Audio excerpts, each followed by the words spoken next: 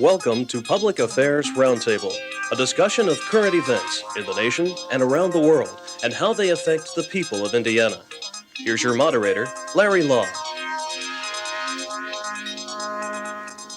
Politics, political parties, free enterprise, and patriotism. Those concerns have been with us since the beginning of the Republic. Panelists on today's Public Affairs Roundtable are Ball State University professors Bruce Galehood from history, commenting on politics and political parties in perspective of our nation's 198th July 4th week, Bill Mosier from marketing, commenting on the freedom in free enterprise, and John Rouse from political science, commenting on patriotism, what it is and what it is not.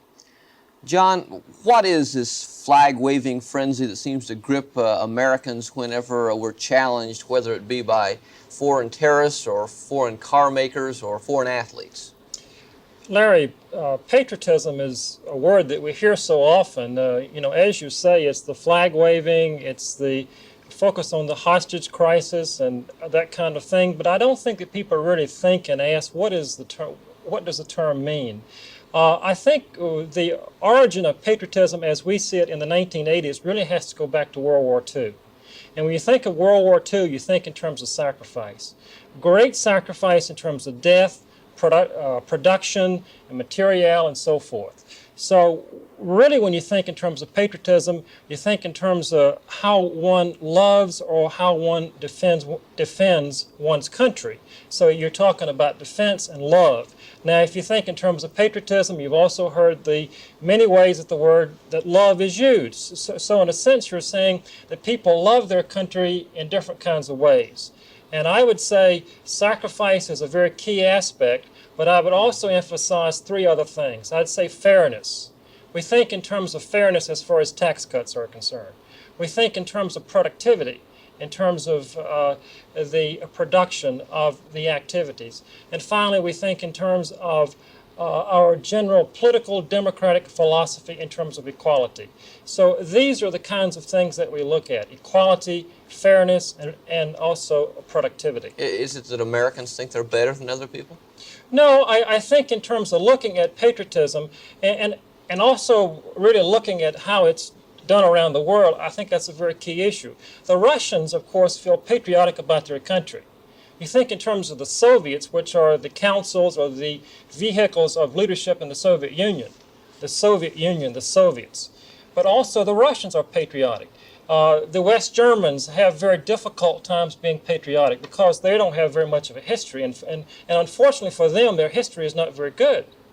So our system of patriotism is one of I think also the media helps. It is one of a feeling of togetherness and how we view the values. What are our values? And how do we love our country?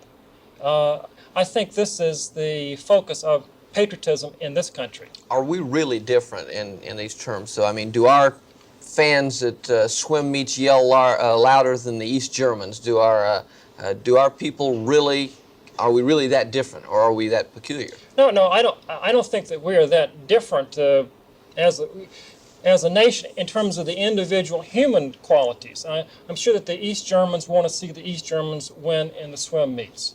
I think the publicity, perhaps, that patriotism in this country gets is probably very different than the kind of free-thinking kind of patriotism which is what we have. Our system is one of free expression. And I think that free expression concept is very key to the concept of patriotism. And I think that is how it is different from, say, East Germany or the Soviet Union or some underdeveloped country that doesn't really have a sense of identity. So as you look at patriotism, you have to look at certain other kinds of things. For example, we think of patriotism along with Christianity. We think of patriotism along with capitalism, fairness, productivity, sacrifice, and even the phrase protectionism. Is it patriotic for countries, for our people of the country to have protectionism, for example? Bill? John, the thing that strikes me, what you're really saying then is that patriotism is very, very tightly tied to what is considered the essence of a particular country's philosophy and what really is important. But now, if you look at different countries, and even looking at the United States, don't we have periods where patriotism is something that takes on almost a dormant state, and then it's tested? In other words, you might have something like the Olympics and the situation that was involving USSR and the hockey success and that sort of thing, and there's really a big response to it, and then it kind of settles down again. Is this true in your understanding of other countries? Is it something that's unique to us, where we kind of take it for granted a lot of the time, and then we wave the flag again? Or is this something that we're different in that respect? Yeah, I think what you're saying is that people will say that during Vietnam, that was not a very patriotic time. But perhaps it was patriotic to oppose the war in Vietnam, to be in opposition to the government. So it's a matter of how we express our values. So what you're saying is that basically some people would say that the Vietnam time was not a very patriotic time. Whereas the time now, in terms of the Olympics last year, in terms of the hostage crisis, this is a more patriotic time. So I think it really gets back to the value system and how we express our love for society. For example, I think I'm being patriotic towards my institution when I pick a piece of paper off the ground and put it in a trash can. I think that's a very patriotic thing for me to do. However, when I see so many papers around, the ground, I say, well, my goodness, I'll kill myself trying to pick up all these papers. So to what extent can we go as individuals to be patriotic towards systems? I guess the reason, John, that came to my mind, and I'd like to extend that just a little bit, the difference in systems. In other words, a lot of other governmental systems are more collectively oriented in this sort of thing, and we're more individualistic. And I think it's interesting how then, I think that's why I would sense that patriotism would be more diverse in how it would be expressed in our system than it would be in some of the other countries, where people are expected to be very much fall into line and go along philosophically, and they may not down deep do that, but they're expected publicly to do that. Yeah, I think that the fact that we have a pluralistic system, which means many diverse views, is very important. Another phrase, which I omitted, which I also focus in terms of patriotism, is the concept of honesty. So if you look at fairness and productivity and honesty, those three things, how is one honest in terms of doing an honest day's work? If we are productive in our society, we tend to be patriotic. If we are producing something of value that helps people, and also in terms of fairness, I think that would be the key word as far as Jesse Jackson is concerned. He would focus upon fairness as a concept. So if you look at productivity and fairness and honesty, are we very honest about how we love our country? John, let me ask you a question. We're coming up now on America's 209th birthday, and as we become more and more focused on the present and perhaps on the future,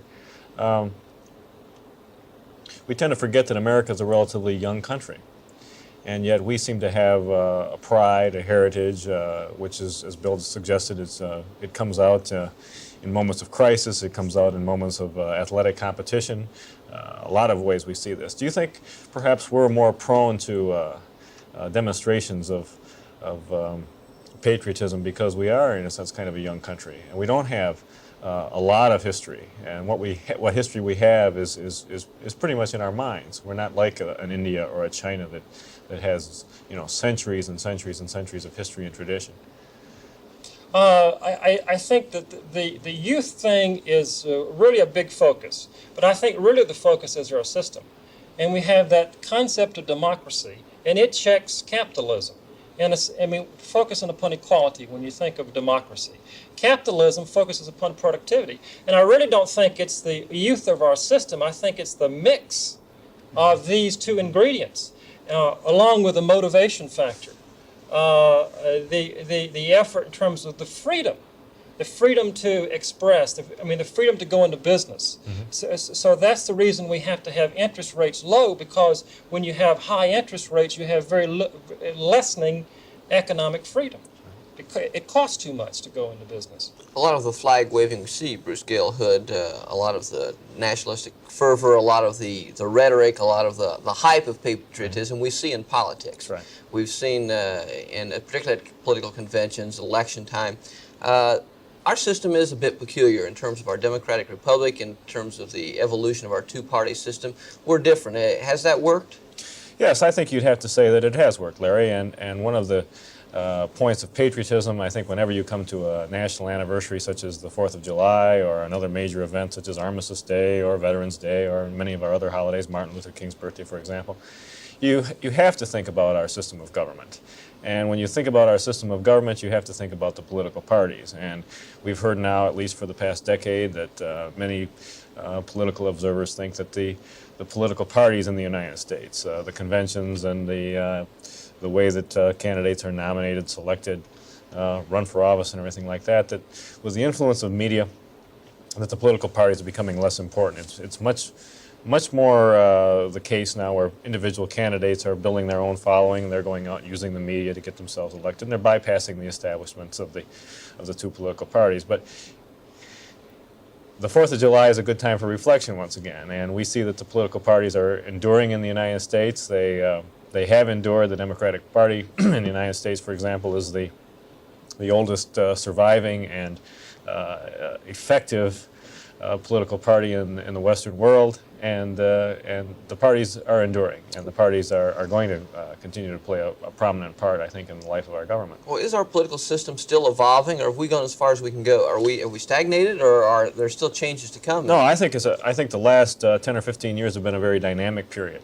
in American political life. We've seen tremendous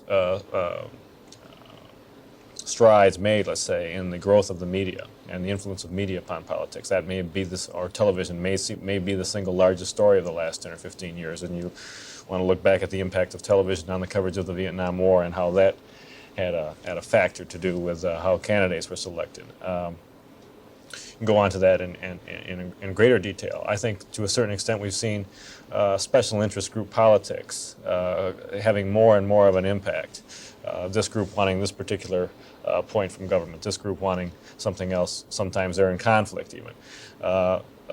Interest groups within particular parties battling for the life and the soul of the party. So we are evolving. I think it's a much more dynamic kind of political system relative to the parties, relative to the way we elect candidates, and relative to the way we govern ourselves than it was even, I would say, even 20 years ago. Bruce, that's kind of a focus, I think, on the national area. Are the political parties in Indiana, are they unusual or the same as political parties in other states? Can you tell us something about how political parties operate here in Indiana? I think you'd have to say that Indiana's political parties are unique to Indiana, just as the Michigan Democratic Party and the Michigan Republican Party are unique to that state. What you see happening, I think, more and more is a microcosm, perhaps, of what's happening at the national level. You're seeing individual candidates making use of modern electioneering strategies, making use of media, spending greater and greater amounts of money for their campaigns, both at the local, the municipal, the state level. You look at the governor's race, for example, and the amount of money, for example, which was spent in 1984's gubernatorial race, a considerably larger amount than it was even 2 elections ago, and that sort of thing. So I think you can certainly look at Indiana as a state unique in the Midwest, but the parties themselves, I think, are the local parties and the state parties, I think, are sort of taking their keys from national trends in political strategy and political system. But aren't the political parties in Indiana, are they more focused upon politics as opposed to something like merit, and they have these political machines? Isn't that the reputation that the political parties here in this state have? Well, perhaps to a point, but I think every state can cite examples of political machines, of the patronage system, if you will. I think if you want to look at Indiana as perhaps somewhat different, I think you see that Indiana has been much more conservative, both Republican and Democratic policy, but much more conservative relative to economic matters than other states have. This has left, I think, more autonomy at different varying levels and less centralization, shall we say. And you normally associate centralization with machines and with political machines of one kind or another. But I think at this point in Indiana's history, you'd be hard-pressed, I think, to look at certainly municipal government, even state government, is saying that it's controlled by some sort of a monolithic machine in this place, in this situation, and that kind of rule is going to continue. A campaign, a political candidate, for example, can put together a great organization, win an election, reward his supporters, and that could be evidence of what you might call machine rule. That person might be successful 4 years later. He might be voted out of office, or she might be voted out of office, and the machine that looked so potent just 4 years ago or 8 years ago is no longer in effect. And I think the national trends toward media, toward the greater sophistication of political electioneering and these kinds of things all play a role in that. Perhaps not as noticeable as we might see at other levels, but I think it's there. Bruce, is it true that these special interest groups that you talked about before, is that something that diminishes the role of the political parties and this sort of thing? In other words, is it becoming more powerful? Are we seeing more effect of all these special interest groups in Indiana and nationally? Is that something that's changing the role of the Democratic and the Republican Party, or is it really just something else that's alongside of and can mutually exist? Well, let's just consider some of the comments which have been made about the two major parties. One of the criticism which is being leveled now at the Democratic Party is that the Democratic Party isn't a unified party like it used to be. It used to be the so-called, it used to be the party of the Solid South, of the union, blue-collar union workers in the Northeast and in the Midwest, of the intellectuals, of students, of minorities, all united, reasonably so, all united toward the cause of winning elections at whatever level. Very well managed, in other words, in a sense. Well, all right, whatever differences may have existed to the point of actually selecting a candidate, the Democrats would pull together after that and try to win elections. That's been, now, the criticism has been now that the Democrats have become too fragmented. That special interest groups of one kind or another have taken the control of the party away from those who traditionally had it and were able to manage it in terms of a total electoral effort. Now that's a criticism against the Democrats. Now what do you hear on the other side for the Republicans? The Republicans are still the minority party. The criticism of the Republicans is still that their base isn't broad enough, that they have to reach out. Well, as the Republicans start reaching out, then they are going to try to develop policies, programs, whatever, which will appeal to this special interest group or that special interest group.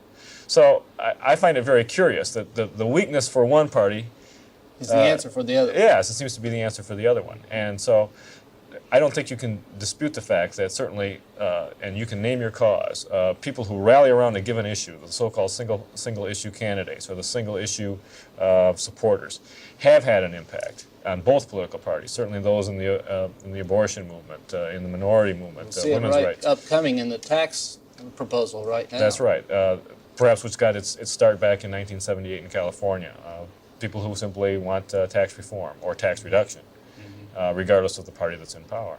So, Bill, let's look at the evolution of the free enterprise system and the status of freedom in the free enterprise system. I guess come the Depression, come the Franklin Roosevelt years, we see more federal government involved in the system. We see Social Security, we see social programs, and even today a lot of federal regulation involved in otherwise free business, free business trade, free practices. Is the free enterprise system free today, becoming more so or less so? Oh, Larry, I don't think there's any question we still have an element of regulation that has its effect upon particular businesses. But if you look, there's a recent, just an unbelievable upsurge or increase in the number of individual small businesses. President Reagan in March of this year made a speech and referred to this as the year of the entrepreneur. Well, actually, quite frankly, it's been there's been an unbelievable increase in entrepreneurship, small business, this sort of thing. From the figures I'm aware of is from 1980 forward, and in 1980 you had almost is over 500,000 new businesses were started, and it was as high as 580,000 all through the next 3 years. In 1984, you actually had a record of 634,000 new businesses that were started. And if you look at it, you have to say, okay, that's fine if we have so many businesses. The question is, what motivates people to do this? Do they succeed in this sort of thing? And quite frankly, there were in 84, there were 31,000 failures. But that says there's a huge number of businesses that are still operating, and we're talking about not the huge businesses. I think we all have a perception that we hear about this big corporation merging with another corporation. We think it's all big business today. But there's a very healthy, thriving, small business, entrepreneurial growth period. And this is something that actually has two previous periods that we have experienced in our history. In the 1890s and in the 1920s, you also had tremendous growth of small individual businesses. And what you're saying, there must be some incentive for people to invest their time, invest their own small savings, whatever, to get into a system to try to better themselves. There has to be some stimulation, some incentive to take that risk. I think so, Larry. I think there's both the situation where the system accommodates it or allows this to happen. And there's no question that it's really interesting, there's been study involved in what makes or what are the characteristics of an entrepreneur. And usually it's the willingness to take a risk. This is right in the definition, the taking a chance, the tenacity or the stubbornness to stick with an idea and follow up on it. It involves the ability to build a cadre of individuals because one person cannot do it. They need other people that are family members or something of this nature. And finally, I think they have to have a healthy respect for the potential failure, but not blind fear of failure. They recognize the failure potential is there. We have a lot of people who have been millionaires, went bankrupt, and went right back at it again. And so I think the system allows this to work, to happen, to be carried out. And there's no question that we have. In fact, as I say, they have a record level in 84, which indicates this is the highest we've ever had. So despite the fact that we think of the business climate as having its ups and downs, there are an awful lot of people that see an opportunity, a chance to capitalize on that situation that exists. Bill, let me ask you a question. We've heard the study done, I think it's several years ago now, but that the workforce, which is in the large industrial corporations of the country, the so-called Fortune 500, and even above that, is roughly 20% of the workforce, and yet that 20% has about 80% of the output of goods and services. The so-called small business sector has about 80% of the workforce, 500 employees or less, something like that, companies, and they produce 20% of the goods and services. Now, do you think that this is likely to change in the future, or are we still such a economy which is organized and oriented toward bigness that you may have more small businesses, but the total But they still are sharing the same size right. pie, basically. That's right. I think the one reason that you may see it shift somewhat is small businesses are particularly good with services. Right. And we're moving as an economy in the direction of more and more demanding of services. And that's labor intensive. That's something that they really do well, and is really not something that you can build a production line to accomplish it. And that's probably the one reason that you're going to see some shifting going on. Mm-hmm. I don't think it's something where they're ever going to beat the large corporations over the head in the production capabilities. Right. But their quickness in responding to a situation may give them the ability to go after a niche in the market. Right. But it's still something where if they are very successful, you know what's going to happen. A large corporation is probably going to make them a very, very strong offer for to buying the business, mm-hmm. or come out with their own equivalent item that's involved. Right. And there's always the dynamics are constantly involved in that. There's no question about that. Bill, let me follow up on a question that I asked Bruce. How is Indiana unique or the same as, say, attitudes towards free enterprise as other states? You know, are we more of a focus upon free enterprise, or are we less so? John, I think we are, I would read it, and I'm really interpreting some of the things that are the indicators to me. I think we're probably stronger on it because we tend to be very oriented. We have traditionally had production facilities that are part of large corporations, but we've had an awful lot of growth in Indiana that has been highly publicized by the governor and by the governor's office in terms of the attraction of smaller businesses in the smaller communities. And I think the fact that they're going after that way indicates that they feel they're responding to the constituency that believes that is something that we place a high value on. I think our conservatism, our whole orientation toward the idea of the historically recognized work ethic and this sort of thing is very much tied in with this idea of small business and the type of businesses that we're basically talking about. I just feel that it's something that is really related more to the fact that we do not have as many of the very large metropolitan situations, and so as a result you have an intermediate to a smaller sized town, and that's where you tend to be able to attract in your intermediate to smaller businesses from, to build or from other locations. So as you look at the two values of patriotism, equality and efficiency, I guess you're saying in a way that Hoosiers really come down more on the side of efficiency. Is that a fair assessment? I would have to say that there probably is, if it came to a forced choice, that they probably would look at that because of their philosophical background. I don't think they ignore the question or issue of equality, but I think they really look at it and say, we'll get equality by making the system work, rather than by any sort of a legislative process or this sort of thing. Well, in terms of state involvement in business, for example, though, aren't we are a bit more conservative, that we tend less to regulate than other states, we tend to tax less than other states, and that the state takes more of a hands-off position, providing more freedom for individual business. I don't think there's any question about it, Larry. I think we've seen more of an aggressive state effort as far as the governor's offices in terms of attracting and helping the local communities to attract business. But there's no question that it is more of a laissez-faire, hands-off sort of an approach to the whole thing. And there's no real indication that the legislature intends to change in that area, that we seem to be pretty consistent and have been over the years in terms of taxation. They really have no reason to, quite frankly. In other words, nobody's saying to them, voting them out on that basis, from my perception. I agree with you. But on the other hand, we're not experiencing just a heck of a lot of growth in terms of business and state. I mean, you look at unemployment, you look at...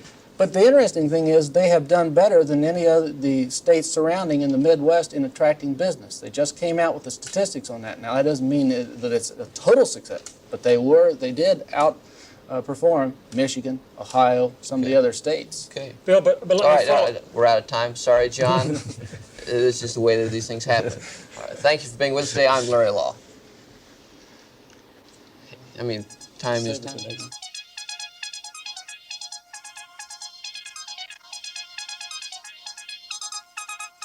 If you have comments regarding this program, please address them to John Rouse, Box 149, Muncie, Indiana, 47306. The producer for Public Affairs Roundtable is John Rouse. Associate producer is Mike Seaborg.